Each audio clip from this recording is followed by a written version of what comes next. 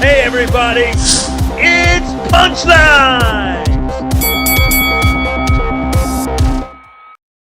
This is Punchlines with Shane McMurdo, the official podcast of Adams, the #1 boxing boot in the business. Filling in for my co-host today is a voice y'all should know.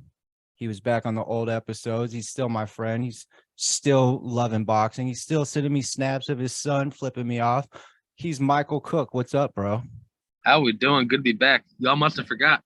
Yo, how's it feel? What's been happening since you left the show? I mean, you didn't leave. I mean, you're back, obviously. It's just things have changed. But, I mean, what's happened? The Phillies lost the World Series. Oh, dude. We're starting off negative. Yeah, but the Birds, they're 9-1. You're number one. We're 9-1, man. We're rolling. Go Birds. Bro. Life is good. Garcia and Tank finally got signed. We think. We don't know. Terrence Crawford and Errol Spence are officially not fighting. That's old news. You know who would fight both of them, though? Our guest today. You excited for it? Oh, dude. Thrilled. Let's hit it.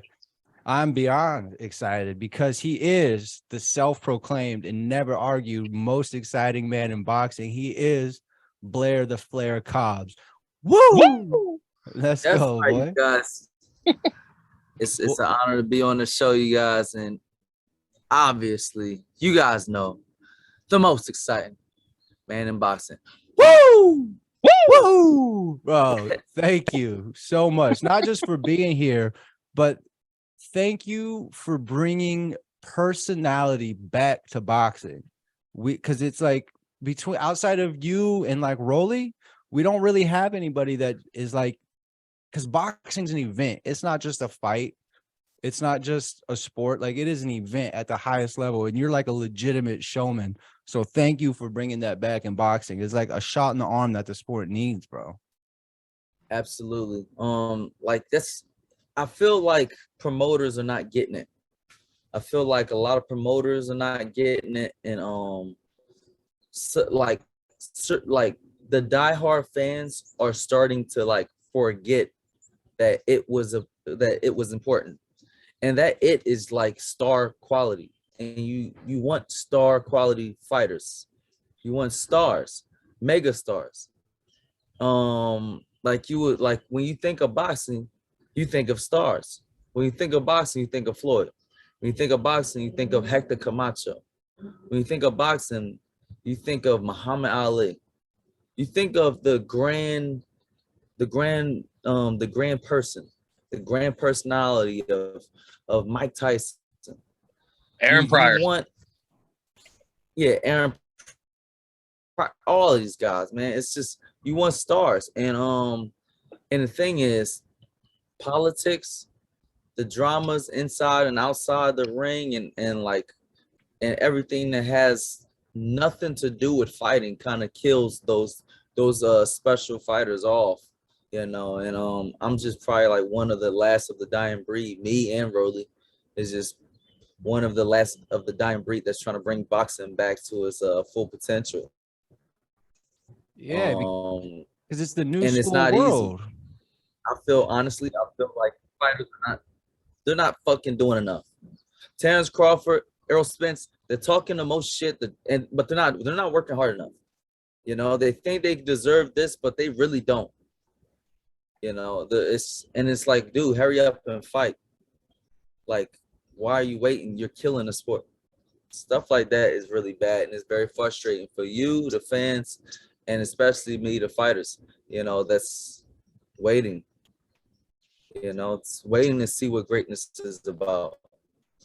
Well, it's frustrating to see these, because they're all talented. Everybody you just named, they're talented. It's unarguable that they're talented.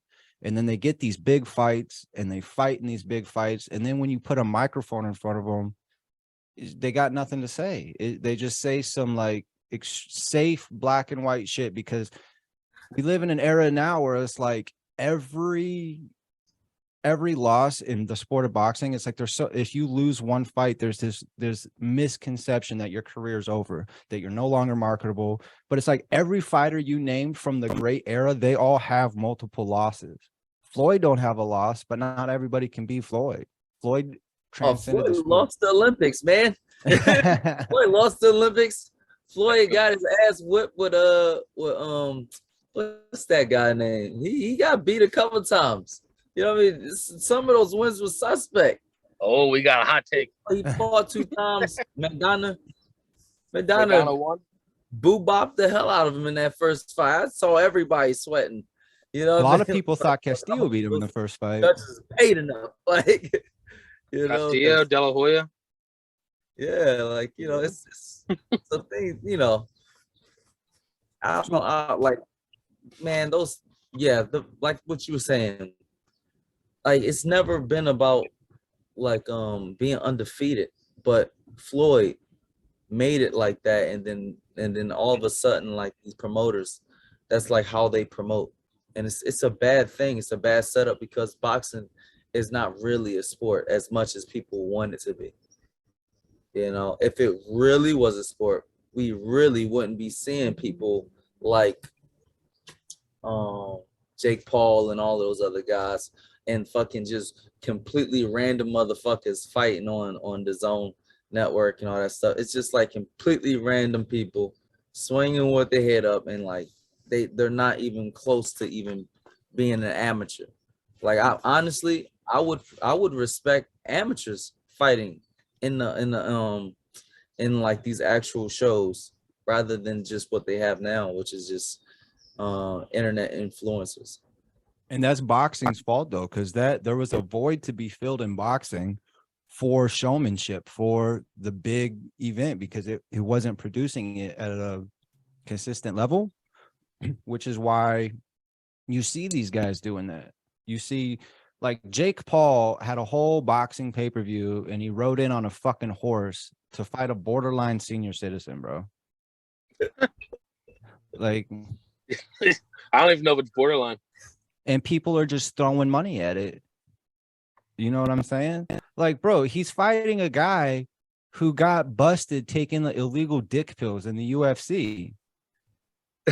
and people are just paying money to see it. It's insane to me. And then what does boxing do at the same amount of time? They take the biggest fight you can make and they just shit the bed for the third time. Yeah. Yeah. It's insane.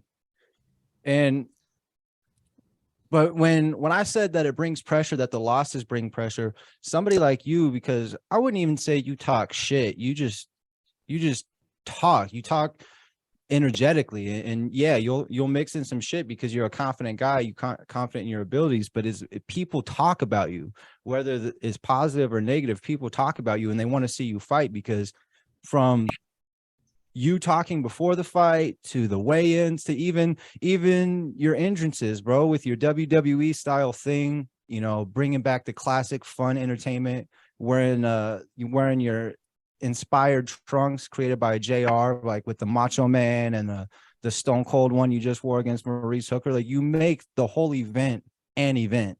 It's not just people watching the same shit over and over. It's special when they get to see you, bro. Absolutely. And like that's what it was funny because like when they picked me up on the news consistently. They like, whenever I'm fighting, they put me on the news, and the news don't pick up the fight. They just pick up me. And like the thing is, because like it's bigger than just boxing. There's a story, there's this, there's that, there's drama in the fight, because like I didn't have a whole bunch of seasoned like fights to show what I'm really capable of. So like you'll just see crazy jumps from like one level to the next level and like all kinds of crazy stuff going on. You know what I mean? Where like I might make a mistake because like I'm at the level that I was supposed to be on years ago, but also within a 20 fight period. You know what I mean? 20 fights, 20 between 20 to 30 fights. Getting actually into the groove. What you see is me like jumping into the groove instead of like slowly working my way up linear. So you will see me make mistakes and stuff like that, but that causes drama. People want to see it. People is excited. Oh, snaps, he gets knocked down, he gets back up, knocks the dude out. You know what I mean? Or like he has to do a crazy comeback. And it's And the thing is, it's really the character of men that that people are looking at. People want to see character in these fights, and boxing is bigger than just like, okay, there's two guys just throwing gloves. You know, it's bigger than that. It's bigger than the sport too. And me personally, when it came to like what's going on with boxing and how like they kind of like ruined it, they ruined it. It's a couple things that kind of ruined boxing. You have the whole Floyd thing that you have Floyd Mayweather like that like he has to brag about his record. You know what I'm saying? And then everybody else tries to brag about their record. So then you have a whole bunch of people that's undefeated and never fought anybody. You know what I mean? Or they never fight anybody all the way up until the belt. You know what I mean? And like that's what a lot of young fighters are. They're like a whole bunch of fighters that haven't fought anybody, but yet you're ranked number one. Yeah, it's the zero is more You important. haven't fought anybody in a fair fight, like rank. Yeah. Yeah, they're forgetting that the numbers on the left, it's not the number that counts. It's who makes up those numbers. Like a belt's only as good as who you win it off of or defend it against. You know what I'm saying? Like, there's just not enough. Yeah, there's just too many big name fighters without big name opponents. There's no reason for it. In every weight class, it's the entire sport. Yeah, I mean, that's why guys like, I mean, personally, I think Jermell Charlo deserves way more credit than he gets because he's damn near cleaned out a weight class.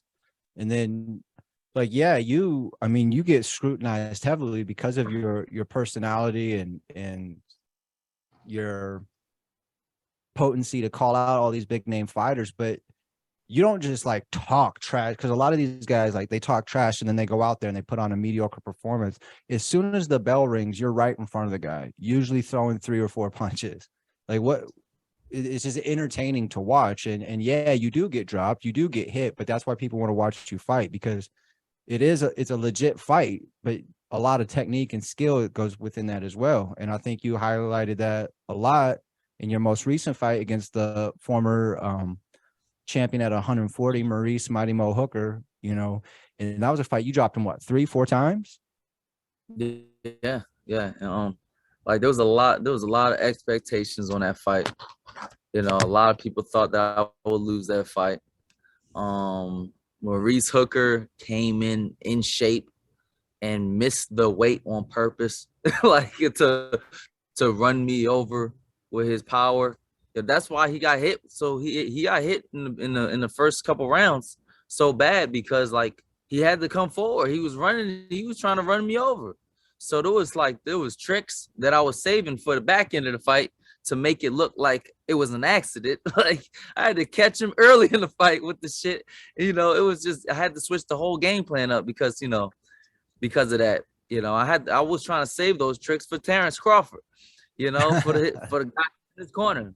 Now he's seen the shit firsthand and declined my fight. Like, it's stuff like that be happening. And it's just like, I don't know.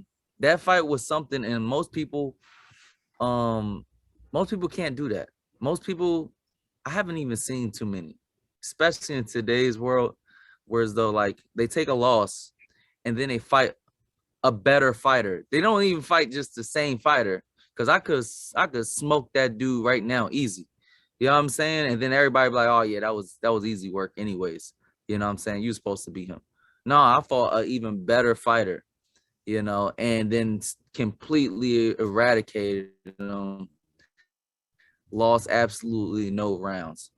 And that's something that's like not a lot of people can do, because that shows the character of a man. And that's really what people need. People need these type of fights, whereas though where they see a surprise, you know. But what I see today is like a lot of fighters that's not fighting fair fights, you know. Like even that fight with that I took a loss by, like I took it, but you know, it was under the circumstances of, dude, I didn't have a contract until the day of the fight. Yeah, they're promoting the fight. That. Yeah, you know? I remember like, reading that.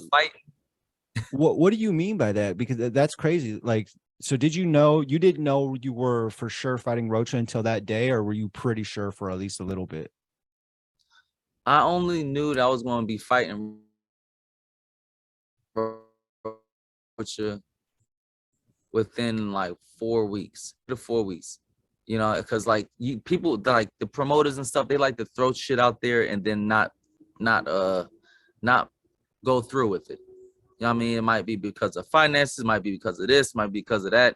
You know what I'm saying? And the whole Rocha fight, and it's like, look, I haven't had a fight in a year at this point. I'm like, dude, I haven't had a fight in a year.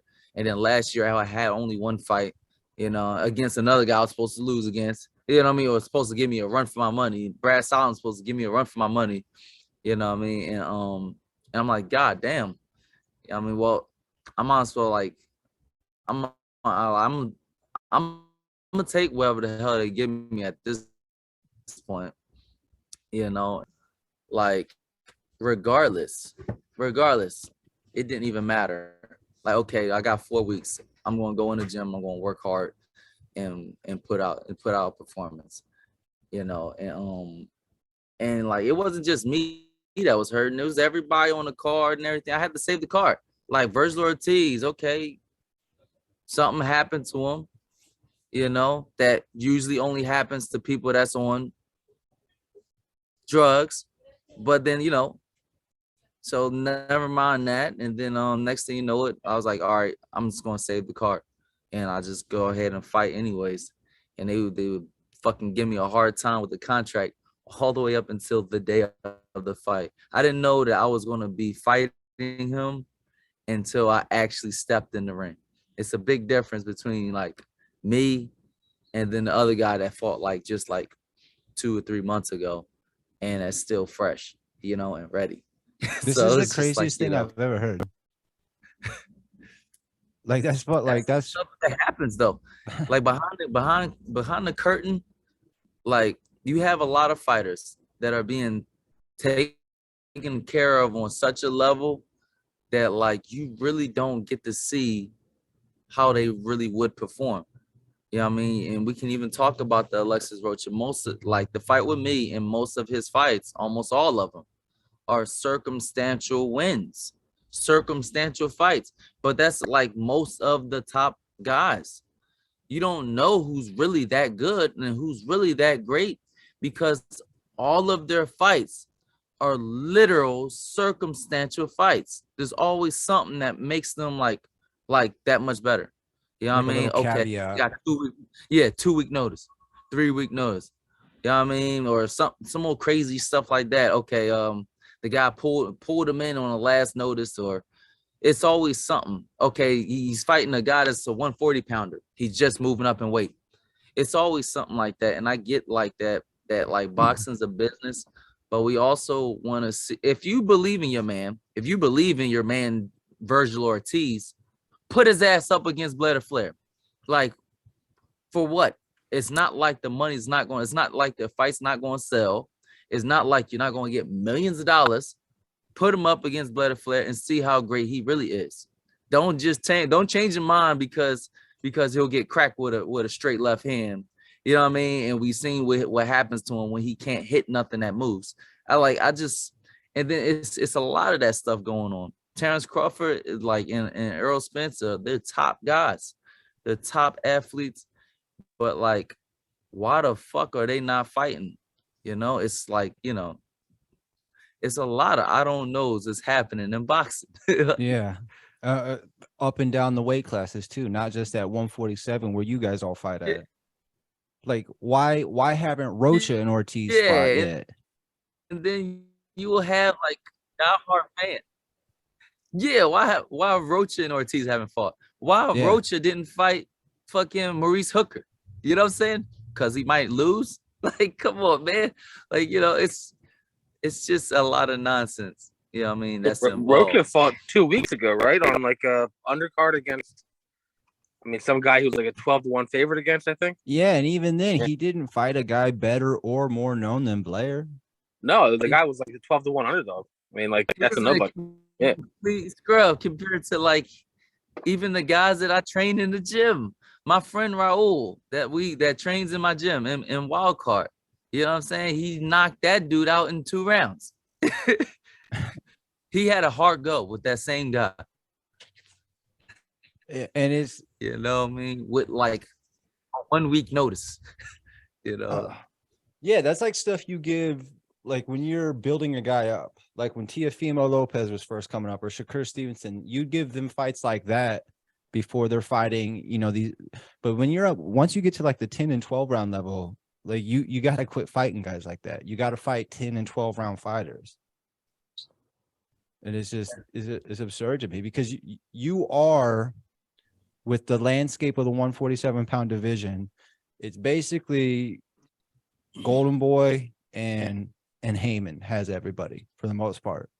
Crawford's on his own, but I mean, you're already seeing difficulties with that. He's fighting Avanasian. You're the most marketable and easy fight to make for Virgil Ortiz. Like, it's almost inarguable at this point. Unless they bring somebody up from a different weight class or somebody, they're not going to bring somebody down. But at 147, you're the best fight for them to make right now. It doesn't make sense that they're not doing it. Well, it does make sense to me.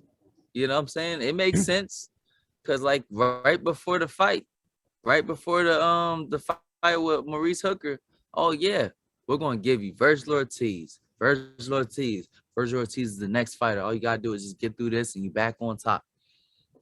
On camera and everything. You know what I mean? After the fight. And then let's just backtrack a little bit to provide some context for people. The fight we were mentioning earlier with Blair, he fought in March against a gentleman by the name of Alexis Rocha, who is ranked in the top 10 at welterweight. He is Time out. Okay. Time out. And then I got a problem with the Alexis Rocha being ranked. You know what I'm saying? Because like, okay, when he fought me, he wasn't ranked top 10. And then I fight Maurice Hooker, and now he's top 10. Not only that, he's before me, but he fought two bums literally right after me. Like after this circumstantial win against me. You know what I'm saying? And then I fight a top 10 fighter, and then he gets placed in the top 10 because of my hard work and not his own.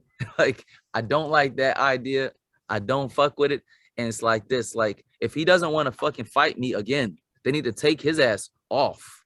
You know what I mean? Take his ass off of that top 10, put him behind me. Because like, if you know for sure, the whole world knows for sure that if the same Blair to Flair comes out that fought Maurice Hooker, fought Alexis Rocha again, he needs to get the fuck out of there. If he know for sure he's gonna get smoked and he ain't gonna make it, you know what I mean? He ain't gonna make it out the damn fight. Then we need to get him the fuck out of there. That's how I feel. Go ahead. And that's a rematch you want, I'm taking. I mean, I would take the rematch, but I don't like care about it as much as like what people would expect me to care for, because he's fighting nobodies and like nobody cares about his name. You know what I'm saying? Like, it doesn't ring bells like it would like Jerron Boots Ennis or fucking like Terrence Crawford, Earl Spence, Keith Thurman, Virgil Ortiz. Those names are like names that make sense. You know what I mean? I smoke him, and then everybody's like, oh yeah, I knew you was going to do it eventually. I mean, shit. Like, we saw your last performance. We saw what happens when you have like more attention and stuff like that going on. It's just, you know, I just would rather just like, if we don't fight, get him the fuck off my name. You know what I'm saying? Get him off my name right now. Oh yeah, because you're out here, you're fighting legitimate top guys, and he's not, and he's still living off the win against you, and it's like you've already moved on from that fight. Yeah. Like, seriously, like, you can't live off of my name. Like, okay, I win a world title. What you gonna be ranked now? Like, bro, and you still fighting bumps. Like, it's frustrating a little bit. You know what I mean? I wouldn't mind taking that fight. You know what I mean? Again, and it's really only just to get them off my name. You know what I mean? I really don't care much for like just trashing them, but I would do it just because at this point. You know what I mean? Do I respect him? Absolutely. Do I think he has a great? He got a great trainer, man. That was like a big difference. You know what I mean? He's got a trainer that's engaged in every single round, every single second of the whole fight, and he's he's there. You know what I'm saying? And like I needed a little bit of a change up. And like so I went out and got it and made a big difference. Yeah, because you changed trainers right after that fight, and you fought less than 6 months later against Maurice Hooker, and you moved your trainers now. You said it's Roger Romo and then Adam and Cecilio Flores, correct? Yeah. Out there just a little bit outside of Oxnard, California. Yeah, Oxnard, California. Yeah, which is a hotbed for the American boxing scene in terms of training grounds. For those of you who don't know, lots of legendary names that travel up there and come from there. So it's a really good area to be out of. But it was literally 5 months later, because you fought Hooker in August, right?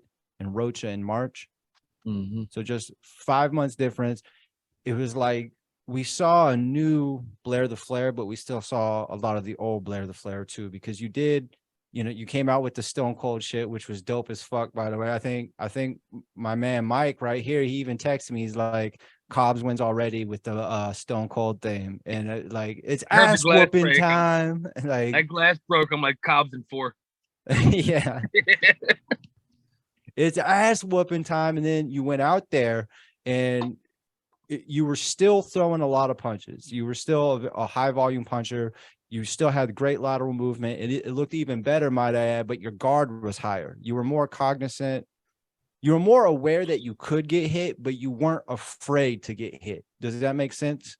Because you were still very engaged in the fight. I mean, you dropped him multiple times early, and you had to deal with some adversity in that fight too. A lot of people forget you had a big ass cut on above your eye in that fight. And he headbutted me a bunch of times. I looked over the fight. I'm like, and like I came back to the hotel, and I'm all banged up, my face and everything, and I got this big giant cut that they had to stitch up. And I'm like, bro, damn, like I must have got my ass kicked. What happened? I watched the fight. He didn't touch me not one time. I'm like, God damn, like all of these bruises came from headbutts. He headbutted me like over like 6 times, and then the cut came from that crazy headbutt. It's like, oh man. But like my defense was at 100% that day. Besides, like, I don't know. I got to figure out how to block a headbutt at this point, I guess. Your defense and your counters, you've always been a good counter because you have extremely fast hands, but it was more than just speed, because like even when you fought Brad Solomon, as impressive as that win was, because you clipped him with a bunch of counters also, it's just everything looked cleaner. So it's like you were combining your athleticism and your God-given talent with even more skill on top of it, and it just showed you're a much more dangerous fighter than the Blair the Flair that we've already come to know. And you're doing it like you said, a lot of these fighters, they'll lose a fight and then they'll get a new trainer and, quote unquote, new skills. And then they'll go out there and they'll show it against the guy who's like 17-11, and you went out there, this last guy, the only people who have beat him are the top names in the sport, are either current or former world champions. And you put him on his ass, hella, so it was sick to see. And I'm really excited to see what comes next, because you're not in the business to fight nobodies. You're in the business to fight big names, even if they're not in the business to fight you. So, and you're at a high level, you're entertaining. So I'm really excited to see what comes next.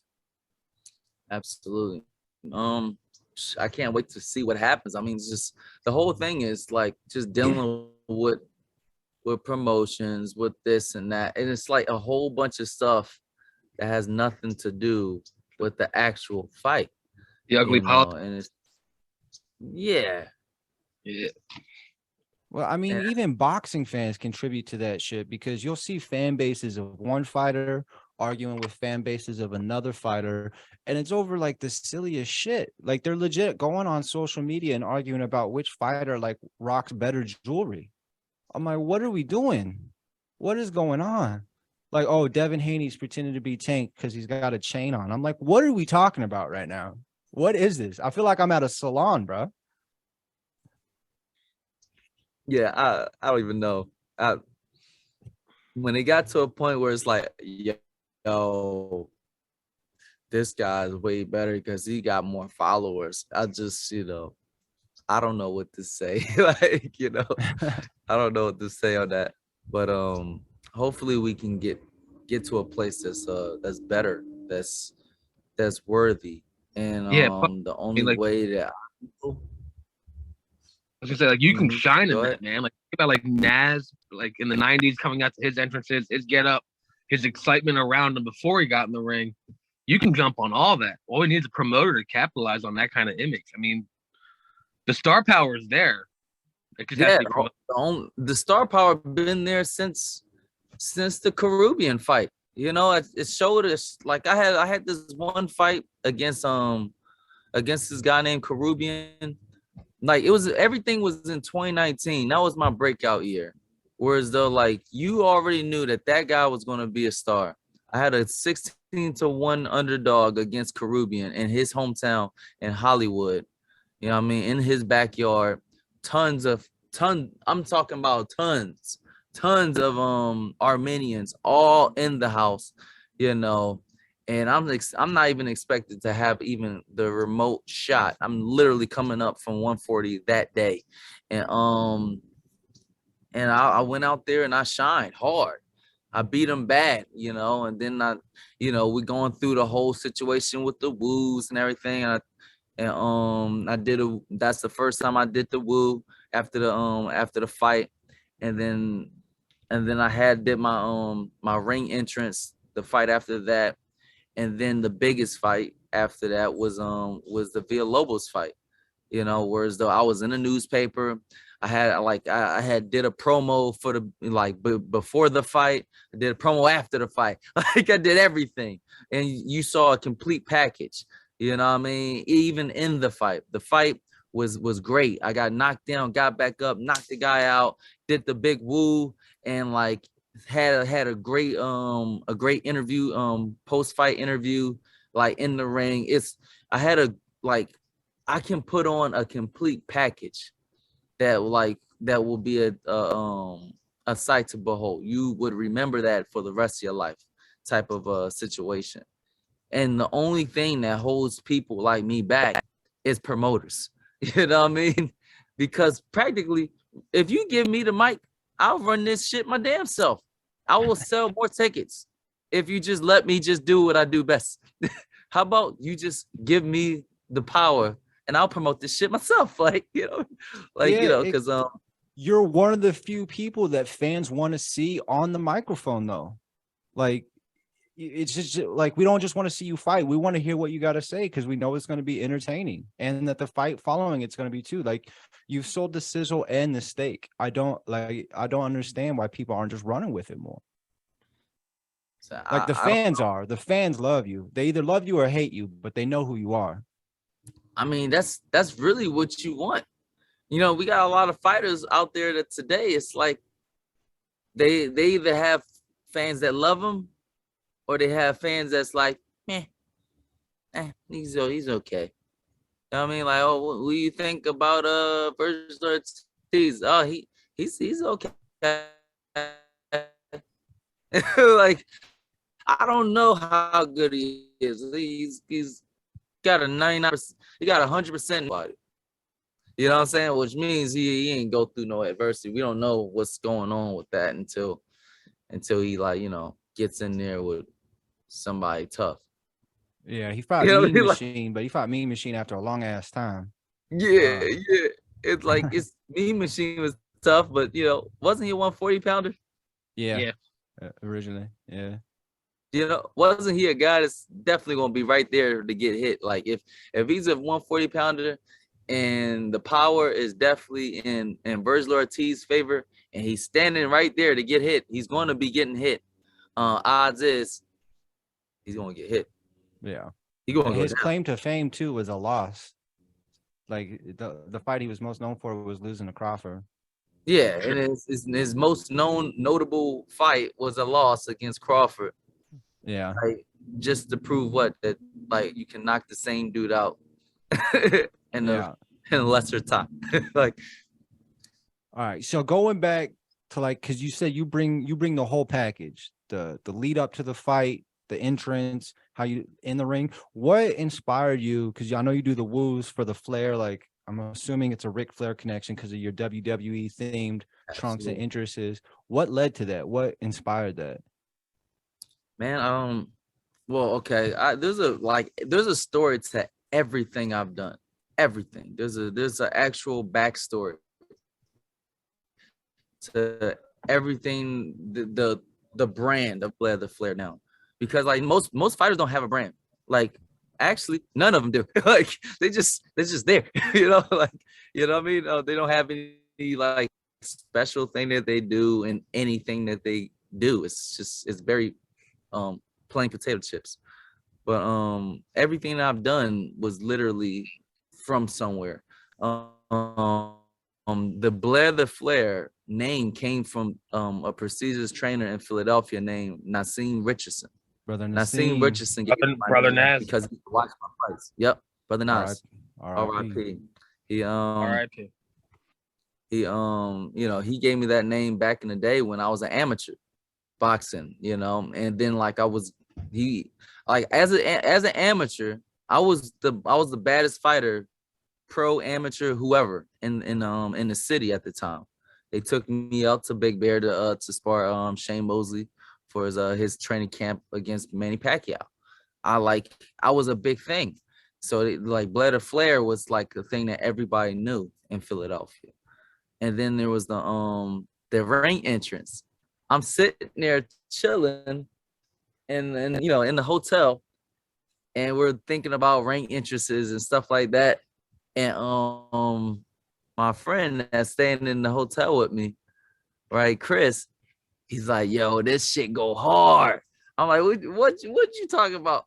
Guess what it was? The Stone Cold Steve Austin theme song. I'm like, oh shit. Like, I remember that shit because it brought me back to my young days, to like when I was a kid, and like fighting was inspiring.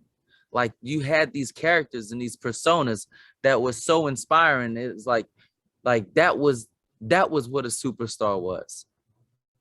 What Stone Cold Steve Austin was, what Shawn Michaels was, what like all of these like performers were. They were like what you call stars. It was like everything that I ever wanted in my mind. That's like what I wanted to bring to boxing. I was like, I'm going to do it. He said, get the fuck out of here. You're not going to do that shit. I'm like, you probably going to come out to some Drake or something. Nah, watch, I'm going to do it. And I came out to that song, boom, in a Robert Redmond fight. And then after that, the Woo, like I've always been a fan of wrestling. I've always been a fan of Ric Flair and everything. And I remember there was a host that came into the dressing room of the biggest fight of my life. I'm a big underdog and against this guy named Ferdinand Karubian. So he comes into the dressing room, and I just have my headphones on, just like shit. I got a fucking big ass fight, and only person that believe I'm gonna win is me. Like my trainers. I had to fucking fire my trainers because they fucking they didn't believe me. Like at the time. What? Like, What do you mean? Yeah, like look, you're gonna see some shit in the movie that's gonna come out with me in it and everything. That's like about my life. You're gonna see some crazy shit. Cause like behind the scenes, I'm going through all kinds of shit. But yeah, so when that happened, I was like, all right, fuck it. So like I had like the trainers that I had in the fight were new. Like I just met them type shit to fight Ferdinand Karubian. And I won impressively. And then after the fight, the same host that hosts the fight, he came into the dressing room before the fight and said, hey, like, you Blair the Flair, right? And I was like, yeah, I'm Blair the Flair. He's like, so you do the woo? I was like, yeah, I could do the woo, right? And then like what behind the dressing room before the fight, I'm looking up Blair the Flair woo, and Ric Flair comes up. I'm like, oh man, I used to love Ric Flair. Like, you know what I mean? And then I started watching the stuff. And like I was still geeked up. I was still geeked up off of watching Ric Flair. And I came in the ring, destroyed the opponent and everything. And after the fight, the host is like, all right, so come on and give us your woo after me, have talked my bit. and then I did the woo, and the crowd went crazy, right? And then at every fight after that, I've been doing the woo, like, you know what I mean? And it's just been an experience. Everything has a backstory to it. Hey, you know what I love about that too? Because this shows how much people do appreciate it. And this shows how much people appreciate Ric Flair. Is because nobody has called you a ripoff. Nobody has said you're stealing from Ric Flair. They're all like, everybody knows you're just paying respect to like a legitimate legend of like combat entertainment. And like everybody's just so down for it. Like nobody gives you hate for it. It's such a sick thing to see just how beloved one individual can be, just and deservedly. Because like, I mean, yeah, it's not a real combat sport, but those guys sacrifice so much just to entertain people, just like boxers do. So it's so sick to see how people love the collaboration, and it is dope to see.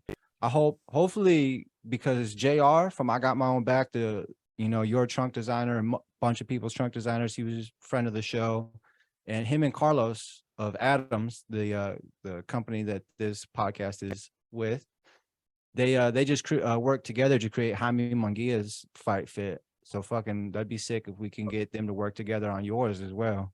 Because Yeah, man, I can't wait. I wonder what the next fit would look like. It's always crazy. Yeah, Always got the best stuff. It's worthy of entertainment. because it's part of the show, and you know Yeah. that you're smart enough to know that people forget that shit. And it's funny that you brought up Shane Mosley. I've told the story a bunch of times. When I was 7 years old, the first big fight I watched was Shane Mosley versus Oscar De La Hoya 1. And just the magic that was around that fight is what got me into boxing. It got me to love boxing, and I've been hooked ever since. And like that's what boxing needs. Boxing needs great fights, big fighters fighting other big fighters.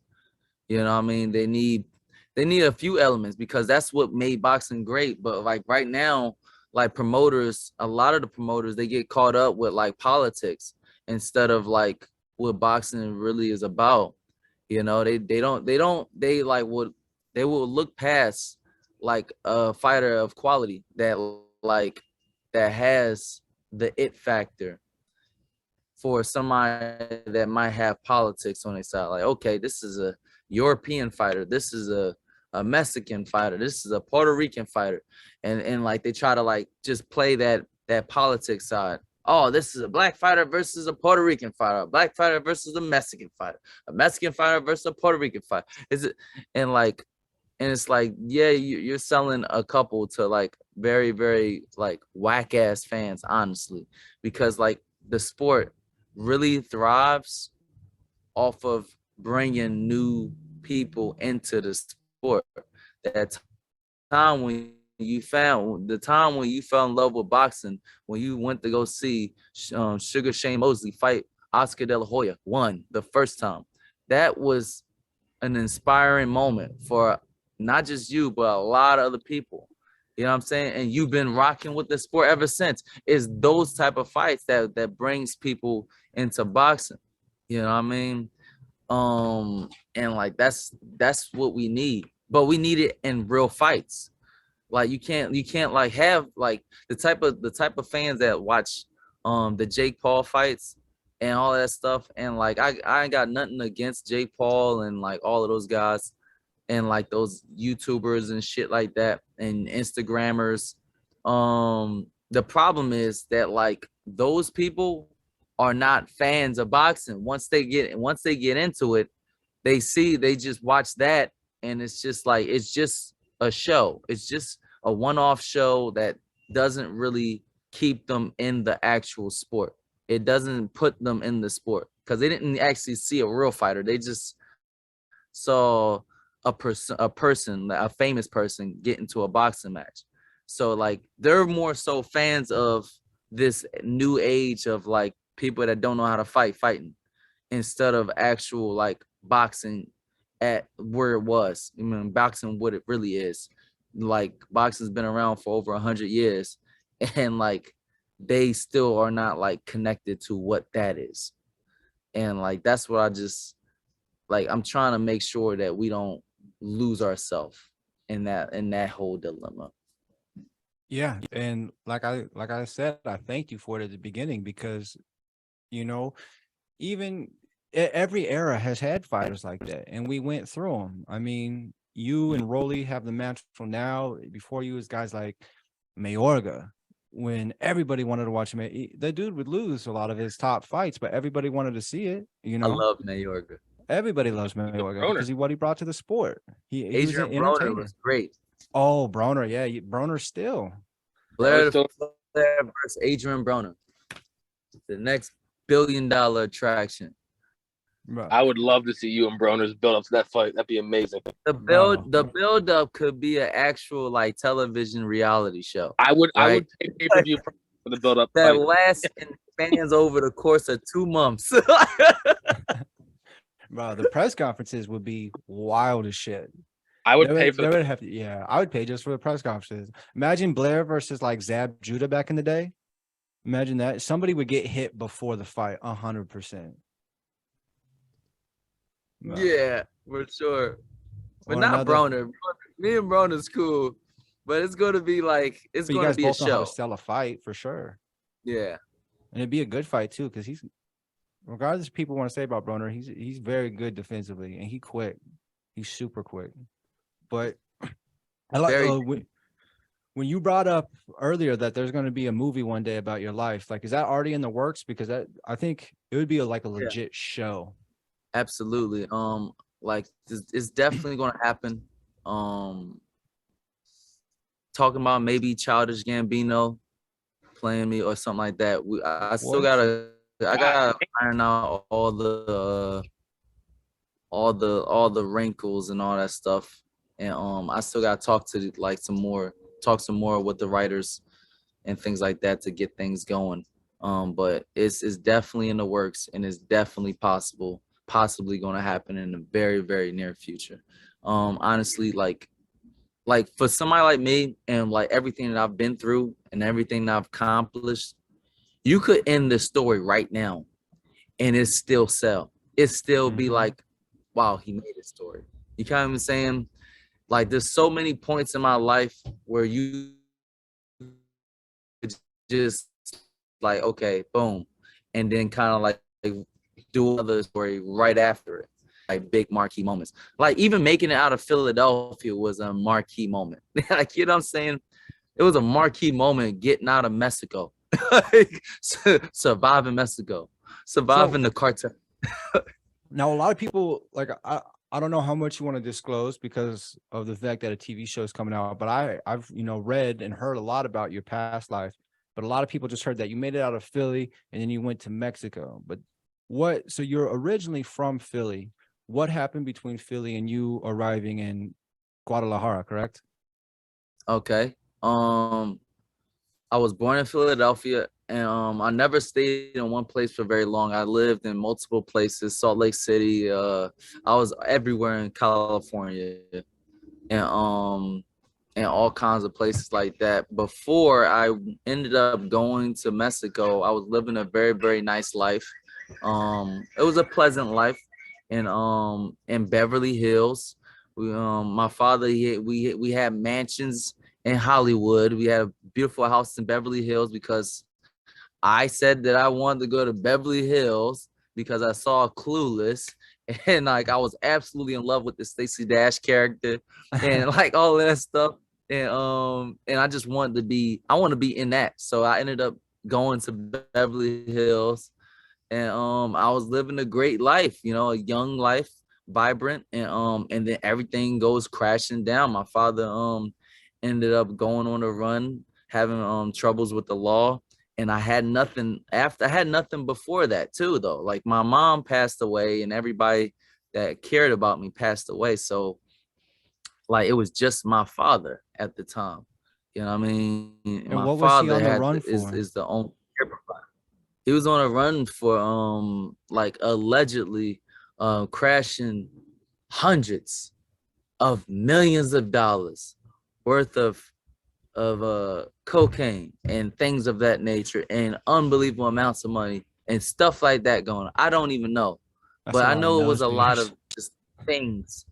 You know what I mean? A lot of things, and stuff like that. And and and he had to go through that whole situation, and like while he's on a run and like living his life and living his best life, like that other life that he had when he was living in Mexico, like like on the that was like his best life. That was like his favorite life, and like for me, it was like the worst life. And the reason why is because like I had nothing. I had no stability like from the beginning. And now and I had no identity from the beginning. And now I really don't have an identity. I literally am not a real person. And like we've been in plenty of situations where things could be bad. And like I just came to that realization I could die right now. I could die right now and I never existed. Nobody will ever even know that I died. Nobody will ever know that I existed. I never went through anything. It's not like I had a girlfriend. Like I never had a girlfriend, never had nothing, never touched not one person. You know what I mean? And then like, so after going through that period of time where so like, I'm like, oh my God, bro, I don't even know. What's the most reckless shit I can do? What's the most reckless shit I can do right now? Cause you know what? My life don't really matter at this point. I don't care. So like, then like we ended up going to boxing. I was like, I'm going to go to boxing. Like, how about that? I'm gonna go to boxing. And like really boxing was like it was a form of suicide. I'm like, look, I'm going to go over there and I'm going to just fight in the ring. I sparred my first day. I fought after 2 weeks of training. Like I won, but like shit, like, it was just like that. I was that deep in it.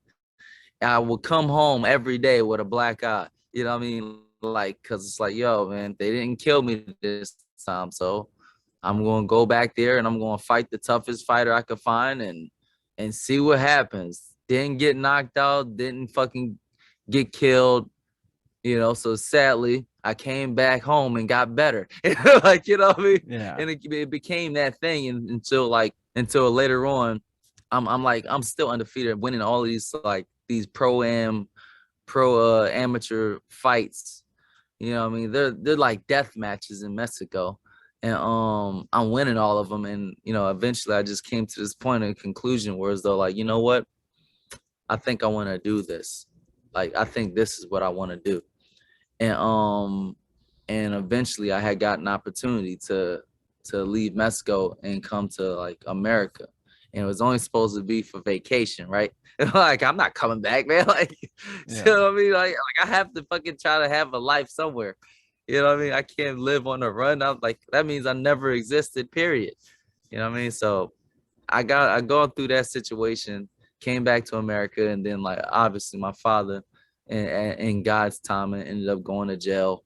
And then he eventually got out. He got out after a good like 11 years or so, but he got out, and like right now he's living a pretty good life. He's out of the rut of being in that fast life and dealing with the things that he used to deal with. So I'm very proud of him in that perspective. But like, yeah, that's what happened as far as I know. There's a whole lot of other things that's incorporated in it, and like the story will get crazier, but that's like that in a nutshell, without like dealing with El Chapo and people getting kidnapped. Like that's the best I can do. Like, Yeah, because if you were to just tell the casual fan that, like, if I were to go to a movie studio, not telling people you existed, I'm like, all right, here's the idea for a movie. They'd be like, get the fuck out of here. Nobody's gonna buy that. I'm like, no, it's real, I swear. But it's just insane because you're a black dude from Philly, but you didn't start boxing in Philly. You started boxing in Mexico, like two of the hardest, most renowned places to start from. And you lost your mother. My condolences there. You lost your grandma. My condolences again. Your dad went away for crazy stuff. You had to go on the run. You were taking care of your sister down in Mexico. So the fact that you've not only made it to this stage, but along the way, lost everything. Yeah, but you gained something entirely like everything you have now, like I know there's been a lot of people to help you out along the way between trainers and other fighters, people who took a chance on you. But the only reason you got into that position for people to take a chance on you is because of you. Like you said, you're proud of your pops, but I'm sure you got to be proud of yourself. You know, like you probably you probably dawns on you every now and then that like you shouldn't be where you're at right now, but you are because of you. You know what I'm saying? Yeah, man. Well, it's it's something, you know. I don't really say it's like because of me as much as like I honestly like that's like by design. That's by God's design.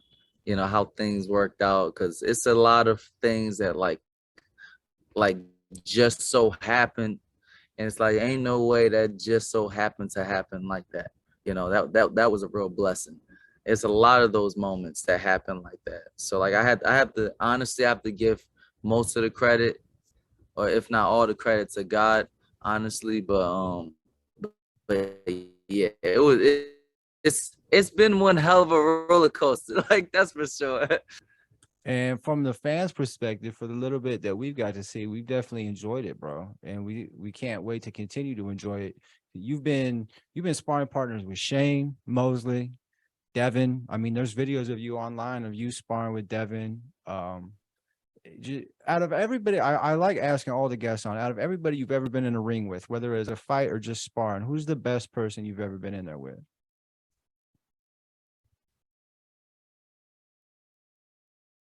Man, Bro, we've got some crazy honestly, answers. honestly, the best fighter I ever been in a ring with is honestly myself. Hell yeah. You know, Okay. like honestly, like I spent a lot of time shadow boxing, like more than most. You know, because I'm still seasoning up my craft and all that stuff. But the best boxer I ever saw was myself. I haven't seen anybody that was better than me physically. I haven't saw Lomachenko physically. You know what I'm saying? Yeah. but like I haven't saw anybody that could do what I can do, like on the level that I'm able to do it yet. I haven't seen anybody that was able to match me on multiple levels. And You know, those but that's skills, because my like bad. people like me come around every once in a while. You know, people like me, they come around every once in a while. They're called freak of nature fighters, and they have just that much more ability than everybody else. I thought I was just like that just because like I happened to come from America when I was in Mexico, but then like everybody was getting smoked in Mexico. I mean, in America too. You know what I mean? People was getting smoked in Philadelphia. You know, eventually, and like even if I had gone through a little bit of tribulation, a little bit of trials, I always like somehow like boop bounced up and came to like be even 10 times better. You know, I actually look forward to like those times of adversity, because for some reason, if I don't die that day, I become 10 times better than I ever was. Like it's almost like damn, have you ever seen Dragon Ball Z? Yeah, of course. You remember the cartoon Dragon Ball Z? And Yeah. like they get into these crazy ass death matches, and like just for the simple fact this motherfucker just did not die and healed from it, they become like that much better. Like they always seem to just get stronger after their fight. And like that's kind of like what it's been like for me, you know, but it's an everyday thing, you know, because even though like in the fight I'm getting better, like I'm 10 times better when I go through adversity the next fight. You know what I'm saying? No matter who I fight. I could fight right now. I could fight Terrence Crawford right now, you know, and win.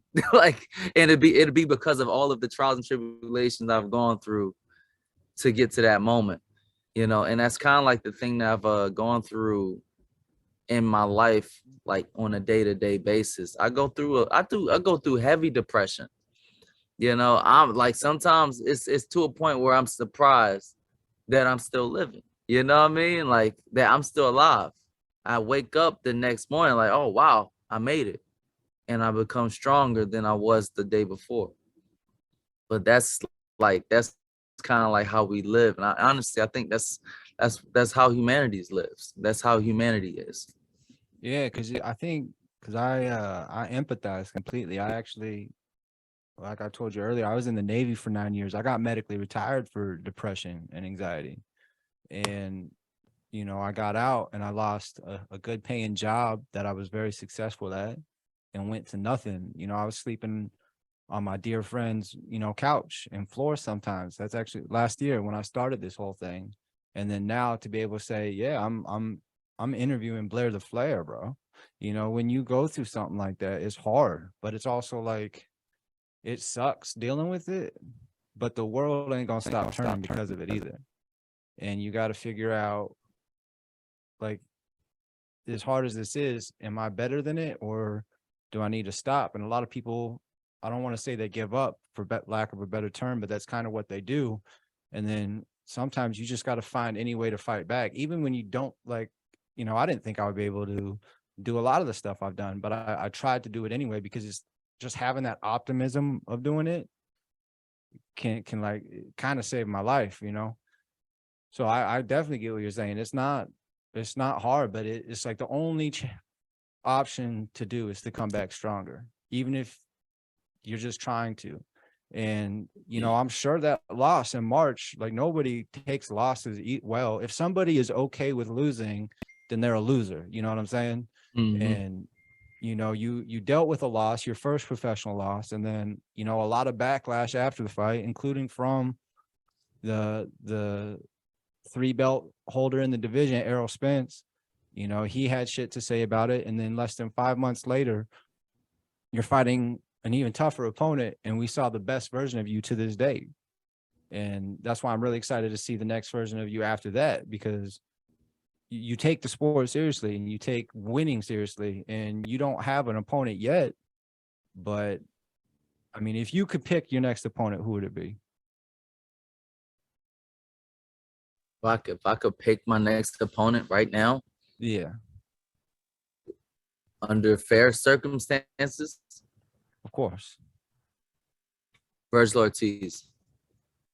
Virgil Ortiz, just because you think you can beat him, or is there something extra there too? You just want to prove you're better? First of all, I believe I can beat anybody with hard work, discipline, and a really good, solid strategy. A great people in my back, and like that has my back. That's helping me out in my training camps.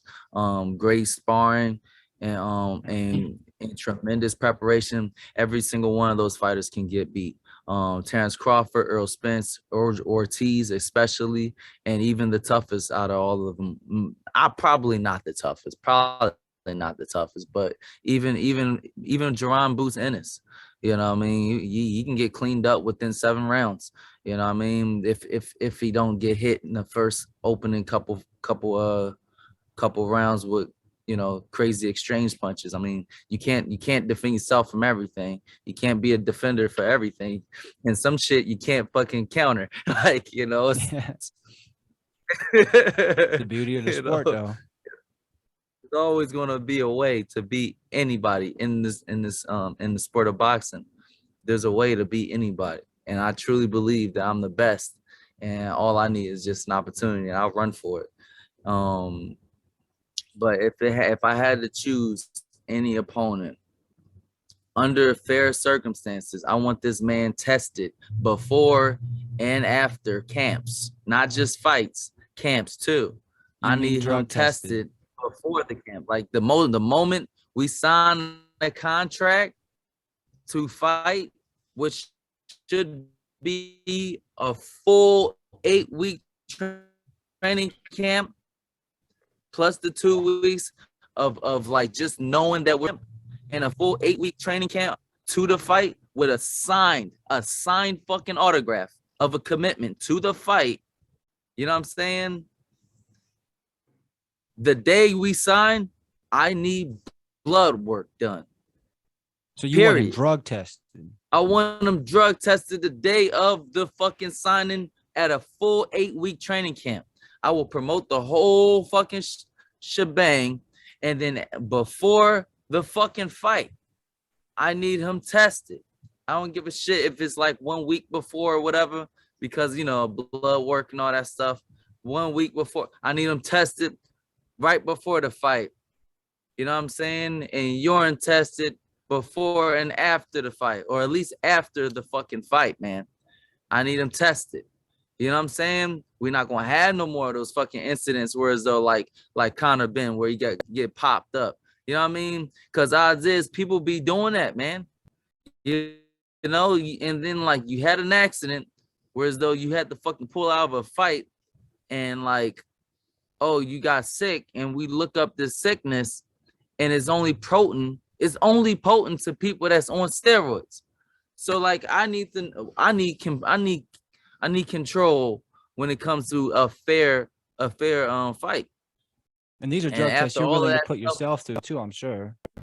Oh, absolutely. I mean, I'm clean. Yeah.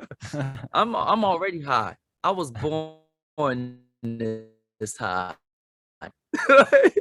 Do you know what I'm on when I'm on like actual drugs? I can't even imagine. Because if we were all fucking like on drugs, then it would really be who has like the highest like bottom line, which means nobody has a chance against me. Nobody, absolutely nobody, and especially Virgil. So like if we're gonna fight and we're gonna make this a clean, fair fight, then let's make it a clean, fair fight. I'm not asking for you to be tested throughout the camp 4 or 5 times like Floyd Mayweather. I'm not asking for all that shit. The day we sign a contract, I need blood work. I need proof and blood work. It better be your DNA type shit. You know what I'm saying? And like before the fight, blood work and urine samples. Fair fight, fair ass whooping. I whip his ass and he gets out. He'll probably get him out, like, you know what I mean, within like the later rounds of like 8 rounds. You know what I'm saying? If not just a full ass whooping. But like that's what I see. If he doesn't get caught, you know what I mean, which most likely he will. It's not like he can't. It's not like he has the fucking reflexes to stop my fucking punches. You know what I mean, from getting through his guard. The fight's over early for sure. I mean, he did struggle with a guy that had faster hands than him a little bit. I mean, he won most of the rounds, but McKinson was giving him problems with his hand speed and his timing. And McKinson, I mean, no disrespect to him, he don't hit hard at all. I think he has 2 knockouts in like 22 fights. But no, McKinson was an opponent that they put in front of him that posed absolutely no threat. You know what I'm saying? Then like I got nothing but respect for both of the fighters. I got nothing but respect for Ortiz and his camp. I got nothing but respect for McKinson and his camp. But the truth of the matter is that like McKinson did pretty good with that with the limited skills and abilities that he do have. Just a little bit of movement, you know what I mean? Crowding them, turn them around, crowd them, turn them around, pity pat, turn around, like all with what he has. You know what I mean? In the limited of like experience that he has, he did a very good job. I sat there front row to see that fight. You know, after I laid a hellified ass whooping that a lot of people were not so happy about, even though there was so many promises right before the fight.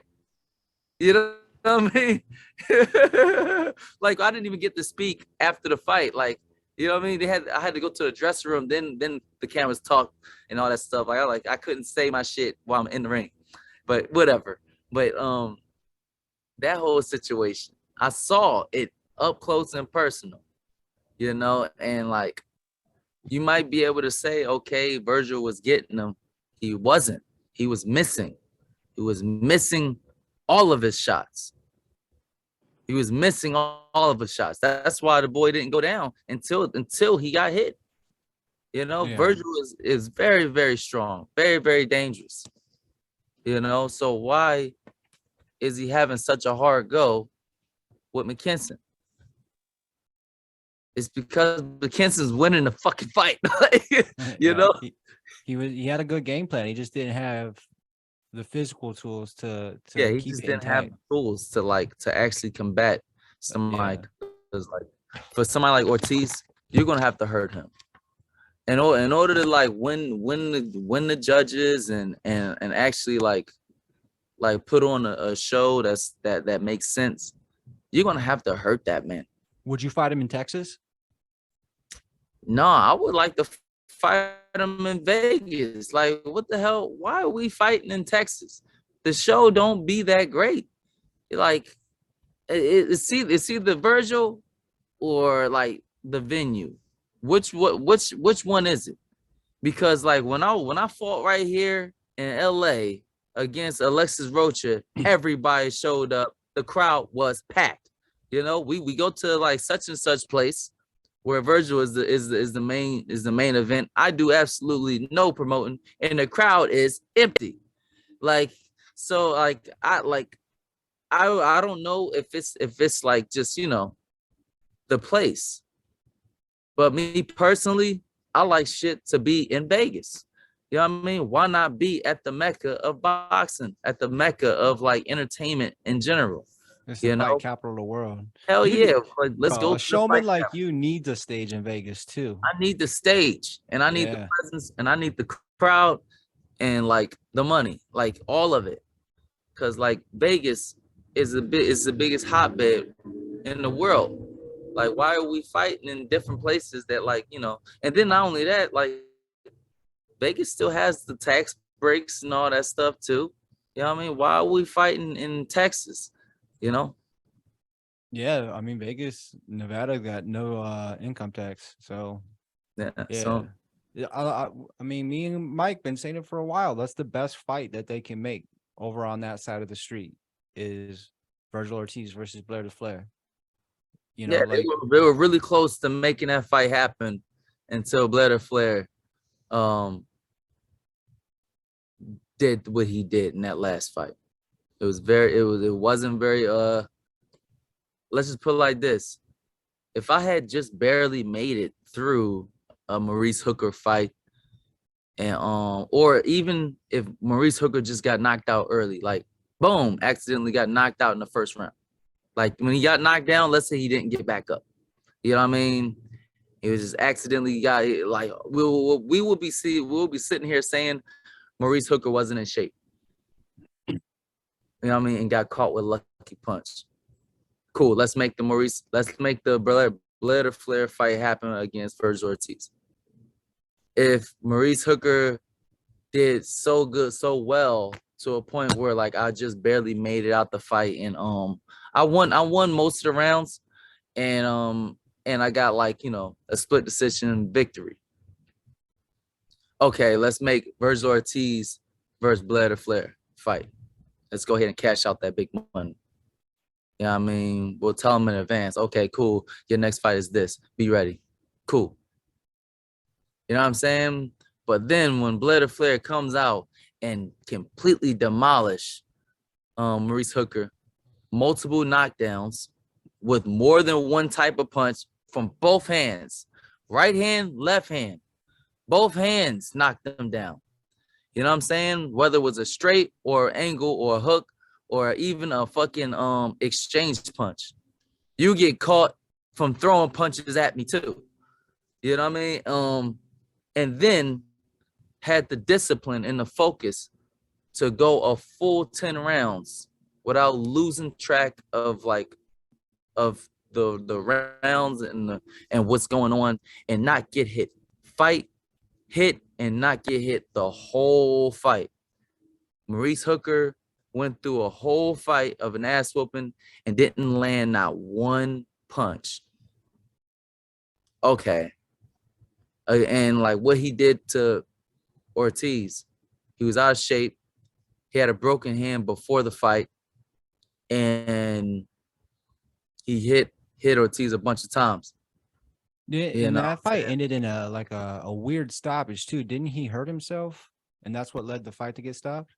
Maurice Hooker, I talked to Maurice Hooker like in the goddamn ring. Cause I'm like, what the fuck was this shit? Like, what was this shit? I'm supposed to be laying loaded in the dough right now. Like, you know what I mean? Cause like I had some friends that bet on the first round. You know, and I didn't believe I would knock him out in the first round, but he went down in the first round. He was supposed to be done. It was from like what I've saw in Maurice Hooker prior to like watching him fight Virgil Ortiz and this other guy he fought. He wasn't supposed to be a guy that could like survive once he got hit and hurt. You know what I'm saying? So I talked to him.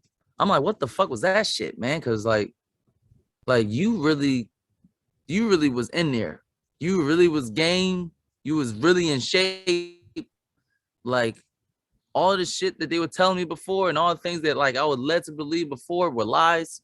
Like you was that dude that day. You know what I mean? Today, what happened? Like, wow. Like, and I'm talking to him while they're like raising the hand and everything. I'm like, where was that shit when you was fighting Ortiz? Where was that shit with the other dude? Like, where was all of this warrior shit in those fights? This is what he told me. He told me the I forget the other guy's name in that fight. Ramirez? He had a horrible camp. Huh? Jose Ramirez? Against Jose Ramirez, he had a horrible camp and he only had a few weeks to prepare. And then I was like, okay, what happened with the Ortiz fight? You know what I mean? What happened with the Ortiz fight? Because like this is the secret. I hit harder than Ortiz. That's the real secret. I hit harder, I'm more accurate, and I'm way more dangerous than Ortiz. You know what I mean? Especially for a black fighter. Like, you know what I'm saying? I've been doing this shit for years. Yeah. You know what I mean? So I'm sitting there like, what the fuck is going on? He's like, look, man, I broke my hand before the fucking fight. I'm like, God damn. You broke your hand before the fight, man? I'm like, yeah, I broke I hurt my hand in the fight, but like I broke it before the fight, like literally like a week and a half before the fight. I'm like, damn, that's crazy.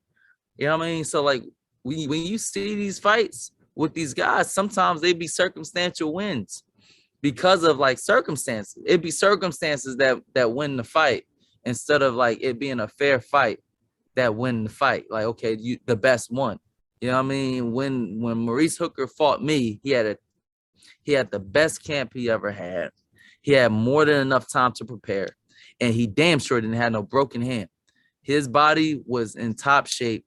He regardless of what he looked like, you know what I mean. And then on top of that, like he didn't make weight on purpose. Him and Terrence Crawford is working together. Like, look, how about this? Fuck that weight. We're gonna pay a couple dollars and keep the weight so we can get him out early. And then we had Terrence Crawford swearing up and down. Terrence Crawford swearing up and down that he's gonna knock me out within the first couple rounds, which didn't happen. Yeah, a bunch of guys call you out, but none of them signed to fight you. You know, I don't see too many people calling me out though, man. I mean, I guess people mention your name. They don't call you out. They just talk shit, is what I should say. Yeah, like Earl Spence always mentions me, but he really don't want the smoke though. Like, you know what I mean? He don't want the smoke. And then like Terrence Crawford, he might mention me, but he don't really want the smoke though. He turned my fight down. The fight that he's fighting in December 10th was supposed to be against me. I was the first name to come up. You don't think Avanazian's a better fight than you? Absolutely not. Yeah, who the fuck is that guy? I don't know who the you said. Yeah, I don't know that guy. Nobody knows him. The only reason I know him is because he fought Shane when Shane was like 44. Shane Mosley? Yeah, he fought Shane Mosley. Like, I think that was Mosley's last fight. Mosley came out of retirement to fight him, I think, and then retired again. Oh, that's the only reason I knew who he was. See, most people wouldn't even know that. Like, you know, my whole thing is this. It hurts me to see that fight go down because I don't know how in the world they're gonna fucking sell. You know what I'm saying? And for like BLK, that's BLK Prime, for like a new television company and a new promotional company that's trying to build interest, and they have a great fighter in Terrence Crawford, they need to fucking sell. And their best go at selling a Terrence Crawford that can't sell nothing outside of like Omaha fucking fans. You know what I'm saying? It's really tough. It's really tough on that company. You know, hopefully I can provide some help later on, but like it's the whole thing is like you have Terrence Crawford and he can't even do a basic promo. Well, Like it's the he same gets the business damn model that plays the BLK sport. promo. Yeah, no, he was on one of the biggest networks there is, at ESPN, and it's just the same business model that plagues the sport. Is these promoters or whomever, they'll get one fighter, one big fighter, and then they put everything into that guy, and like they don't give a fuck about who it is across the ring from them. And then the sales, they go like, this fighter is getting a lot of money, but the sales continue to go down and down and down because they ain't fighting nobody, or they're not fighting anybody worth paying to see them fight. And it's just they look at boxing as a one fighter fight rather than two fighters fighting. And it's stupid. It's absolutely stupid. Yeah, that's I feel like that's what's going on with the Jaime Munguia thing. You have Jaime Munguia, and like, who the fuck did he fight just recently? Yeah, that I don't know. I can't say And like, nothing. I know a he lot of the haven't fought backstory to that, anybody but since, since Ali or Liam yeah, Smith, yeah. But a haven't lot fought of that anybody though since is Ali. a lot of it is a lot of like Jaime wants to fight the top guys, but it's just like you said, it's the promoters that are fucking it up. They are either asking for too much or are just completely rigid in like their negotiations, and all these contracts fall through is because the promoter worries about how much money can I make right now, rather than if I just make a little less right now, but I get this guy into bigger fights, I'll make more money in the long run. They don't care. They just, what makes me the most money now? But that They number, don't, yeah, they don't see like investments. They don't see investment strategies to produce a star. They don't Or they see pick the wrong one. Huh? Or they pick one. Like with Top Rank, I feel like they always put all their eggs in the Lomachenko basket, and Crawford kind of became like the ugly stepchild. Yeah. Yeah. And it's like, who knows at this point, because like the Crawford thing is always going to be tough. You know, black we call them black fans are very, very tough to like win over, because they rarely actually come out to support if you're not like a hometown favorite. So like, he gotten to the point where he just only like, he won over the diehard fans, right, that love boxing. He won over those by like just being a great boxer, but those are very, very few in between compared to like the world market. And he just needed to get to that world market, and it's tough because, you know, like, well, he doesn't produce anything outside of like the great boxing show that he puts on. He has to put on a little bit of a better show outside of boxing as well, or at least show people a little bit more of who you are, you know. And he's just not that guy. He's just not that guy. So, and I remember like I live in a place where there's artists coming back and forth all the time. I have a music studio, you know what I mean? I'm working on some projects right now and stuff like that. I have a bunch of stuff going on. I'm right here in Malibu, and there are people that have the it factor. You kind of get what I'm saying? Yeah, like stars, like legit stars in Yeah, whatever avenue they're in. Yeah, like let's say like this. You have a lot of talent, but that is absolutely nothing. It almost means nothing. And the reason why is because everybody's got talent. Everybody that played on American Idol have talent. Everybody that played on the X Factor got talent. There are people everywhere that has talent that's just playing right down the street at the beach, at the pier. You know, there's people that have talent. Everybody has talent And like what we're really looking for is the it factor. When you talk about people that's investing in, like, they look for the it factor, and sometimes the talent doesn't outweigh the it factor. And the only reason why is because the it, like, you can develop skills, but you can't develop it. You know what I'm saying? Yeah. You can't develop the star. The star is born. They're not created. And like that's kind of like what that's kind of like what a lot of these boxing promoters are doing right now. They're trying to use like their platform to create stars that aren't stars a lot of times. And then on top of that, kind of just throwing off the whole shindig of like just of boxing itself. You know, boxing is one of those things where, as though, like, we like to hear the story of how Flair took a loss, just as well as how Flair was rising through the rankings. We like to hear the story of how he bounced back from that adversity. We love to hear those stories of that can touch the audience and touch the people. You know what I'm saying? And you it's very hard to touch the audience and touch the people when you ain't got no fucking story. Yeah. Like, Yeah. once upon a time, there was a guy named Virgil Ortiz. He was an incredible fighter. The end. Like, you know what I mean? He knocked everybody out. The end.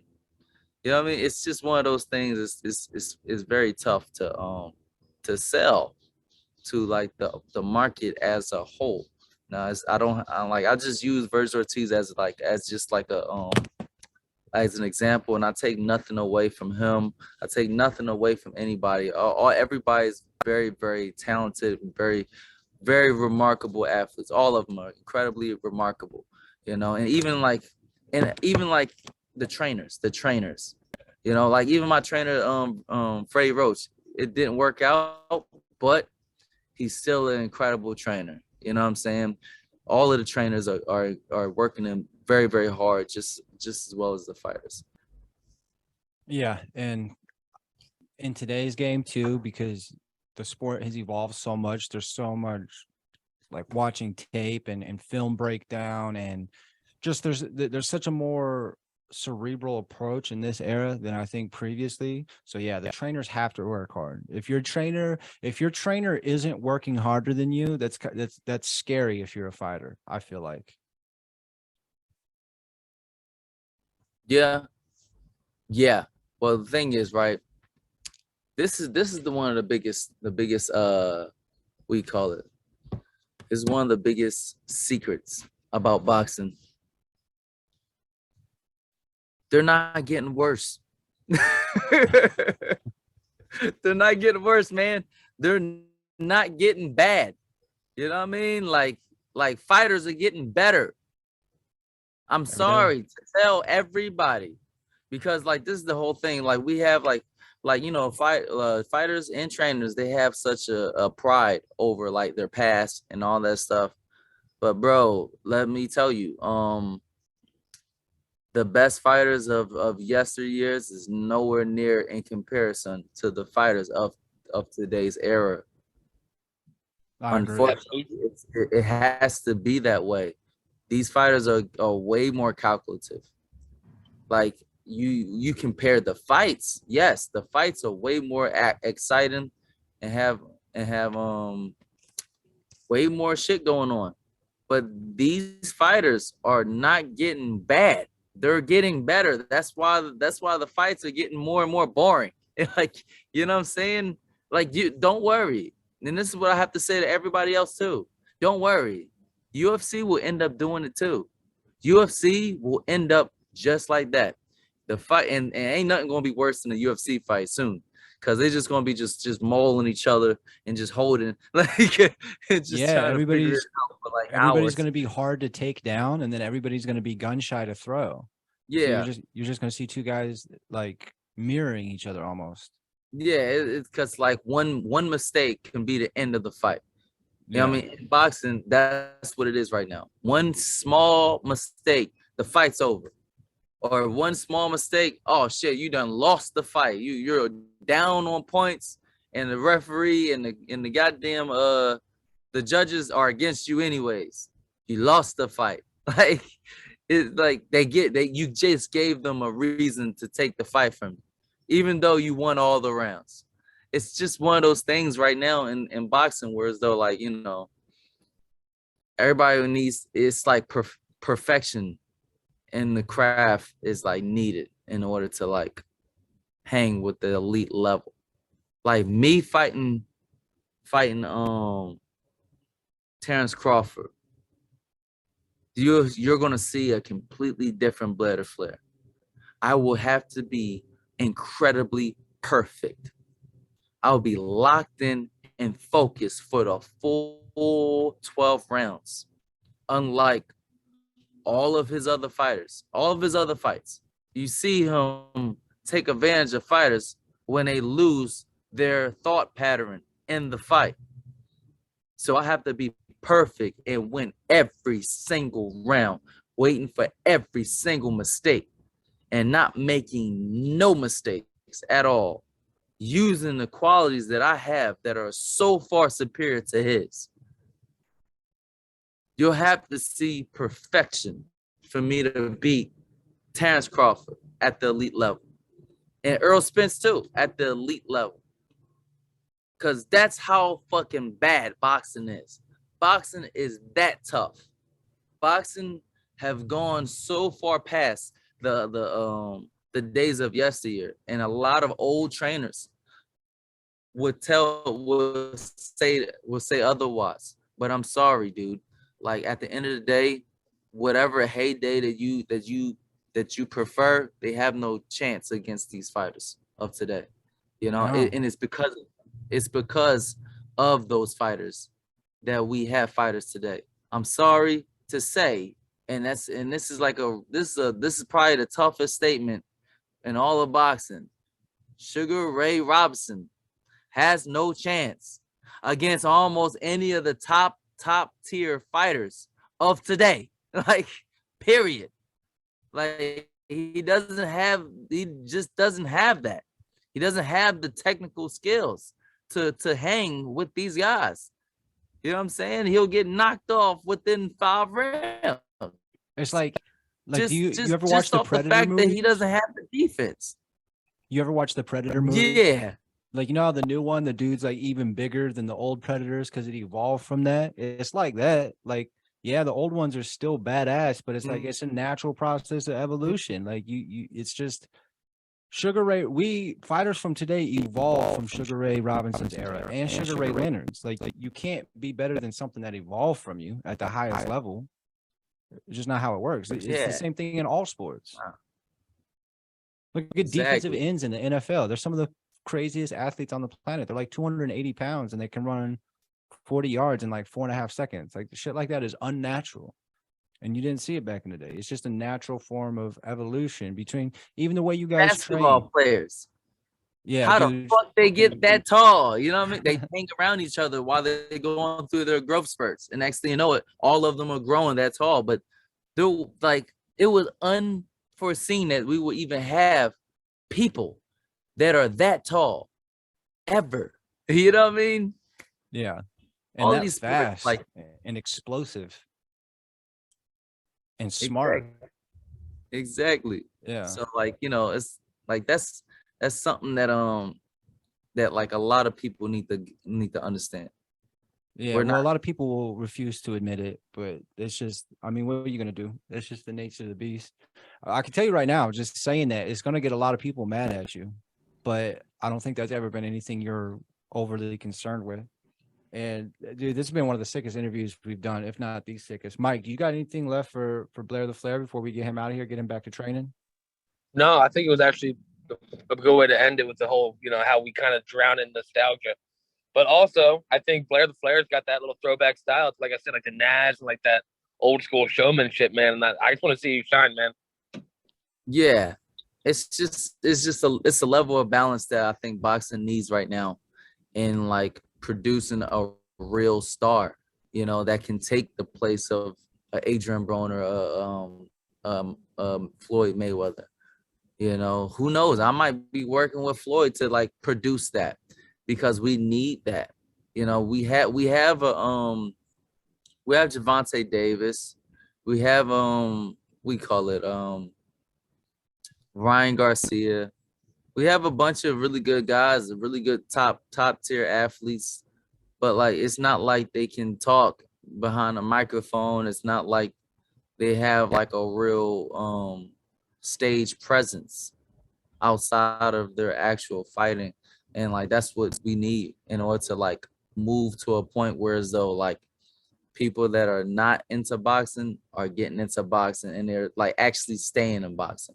It's not like a one-off thing where as though like, okay, I saw these YouTubers fight, fight an MMA fighter, and now I'm into like whatever stupid shit that happens. And like if they have anything with two guys throwing punches with gloves, I'm gonna buy into it just because of like, it could be a fucking dog versus a rabbit now. Anything but an actual real boxing match. It's just it needs to get to a point where like, we have a little bit better balance. And like having people like me rise to power and get their just due would be probably like a good step forward in the right direction. No, you need people who have boxing as a whole with their interest in mind, not just themselves. Because like everything you do is for fans. It's for people to be entertained. It's for the sport to thrive. It's for you to thrive in the sport, but to make the sport thrive as well. Because it's a cycle.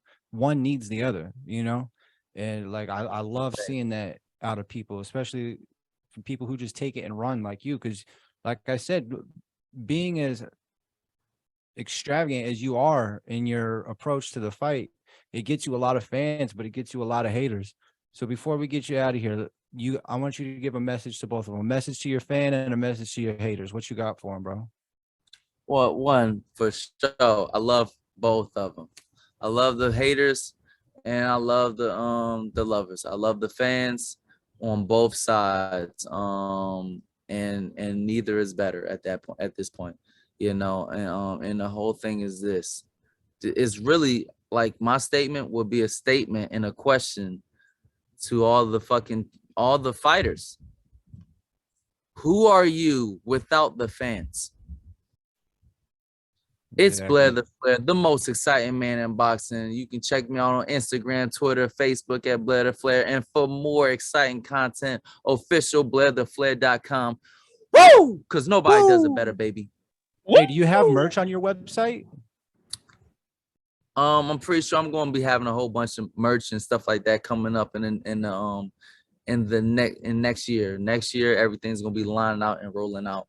Hell yeah. When you do, let me know. I'd like to get your logo or something back here. Yeah, I'll hop on that.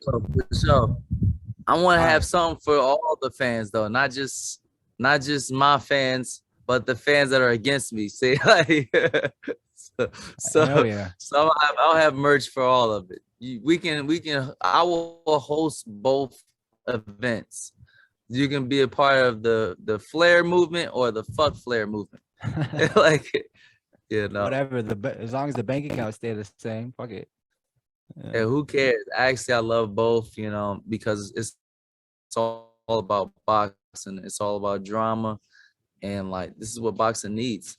We don't need other fighters. We don't need fighters that's just like kind of in the middle. If you have nothing to say about a fighter, he's cool. He's like, what you think about that interview?